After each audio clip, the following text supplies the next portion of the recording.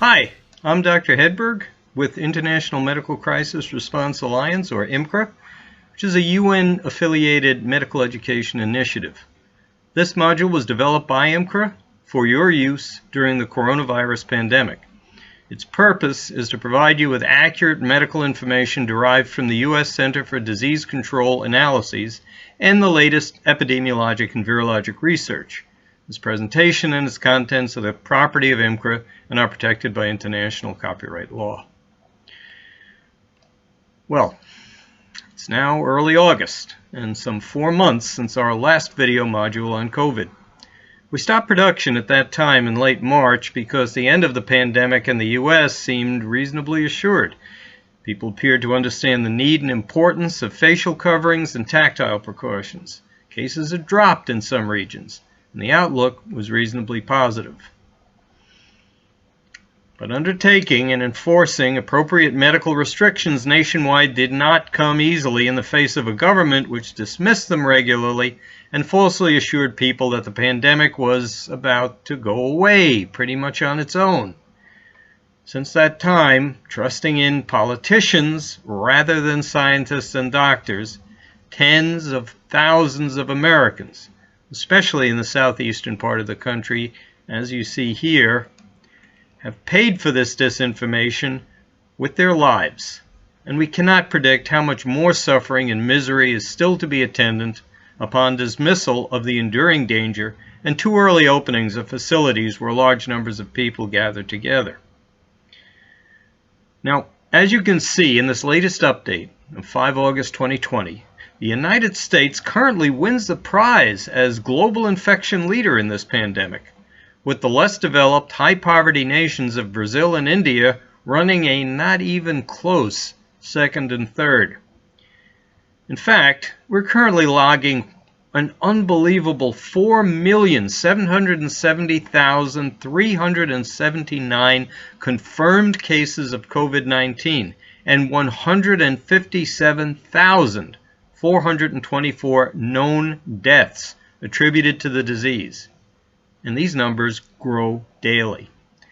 When we compare the U.S. caseload with cases reported for the hardest hit but technologically advanced European nations of England, Germany, Spain, France, and Italy, their total caseload combined is approximately 1/4 of the U.S. caseload. Let me repeat that. The U.S. now has approximately 4 times the cases of England, Germany, France, Spain, and Italy combined. Now, just go north of our border to Canada, and we now have 40 times the number of cases reported there. Now let's look at the data from a different and somewhat more sobering perspective. Deaths from COVID-19.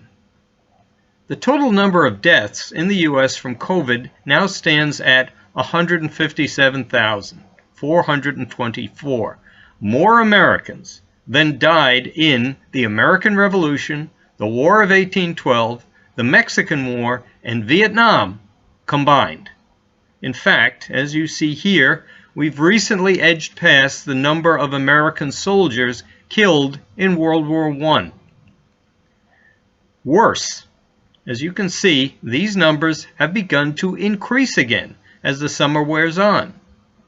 Now note that the sawtooth pattern you see here is simply an artifact caused by a decrease in reporting on weekends. Now this is absolutely unacceptable at any level, and worse, it's completely unnecessary when a few simple precautions and apprehensions of the danger could lead to enough of a nationwide decrease in cases that the remainder could be isolated and treated sufficiently to almost totally eliminate the virus. But we have to take this elimination seriously, especially when we want to be able to predict when this nightmare will end. Recently, 2 passengers were removed from a Delta Airlines flight for, and get this, refusing to wear masks, even when politely and repeatedly asked to do so by the airline's attendants. The CEO of Delta now reports over 120 people have been banned from using that airline because of an almost unbelievable refusal to follow the most basic life-saving procedures. It's probably accurate to say that stupidity and ignorance have emerged as our biggest enemies in this fight to end the pandemic. But can it be ended? Yes. Most emphatically yes. And has anyone done it? Well, it's already nearly done in some areas of the world. Nations like Vietnam, New Zealand, Thailand, Taiwan, and Ireland are now reporting case numbers for the last 14 days that are lower than the daily totals for some U.S. counties. And that's right, counties, not states. Now, while this is very encouraging worldwide, Singapore, which is known for its rather restrictive government policies, has not yet been under 100 cases nationwide daily since early April. Now, whether this is the result of an inadequate medical plan, illegal immigration, or overwhelmed medical facilities remains unknown. So, where do we stand in the U.S. on ending one of the most disruptive influences on American society since the founding of our nation? Well, we stand on good scientific and medical ground, but some tough talk is now necessary. Now, before getting into this, we'd like to refer you back to our earlier modules 1 through 4 on COVID avoidance and safety techniques, which can be found on this same IMCRA channel. In terms of evaluating when this will all be over, the equation is really pretty simple. Number 1, don't get infected. Wear a close-fitting face mask.